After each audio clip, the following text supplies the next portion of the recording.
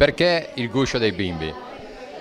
Il Guscio dei Bimbi è un nome che è stato dato alla nostra struttura residenziale di cure palliative pediatriche dopo una attenta valutazione dei bisogni e dei desideri del personale sanitario all'interno del nostro istituto. E questo ci ha dato molte indicazioni, soprattutto le ha date l'architetto per la realizzazione, ma soprattutto abbiamo chiesto come lo vorreste chiamare e il nome più evocato è proprio stato il Guscio dei Bimbi. Il Guscio dei Bimbi come filosofia di cura, filosofia delle cure palliative che accompagnano il bambino fragile dal reparto alla struttura residenziale di cure palliative al domicilio.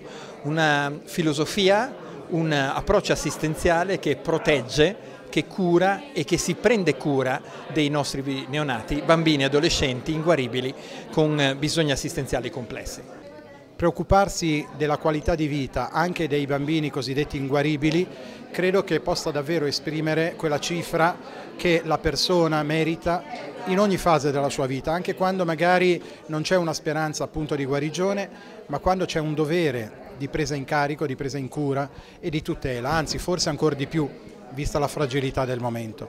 Ecco, l'hospice è proprio questo, una tappa nella prendersi cura sempre di più e sempre meglio dei nostri piccoli pazienti. Il guscio dei bimbi è stato dedicato a Chiara. Sì, ed è una cosa per noi, una gioia grande, che è difficile da contenere, perché non ce l'aspettavamo un dono così grande per Chiara.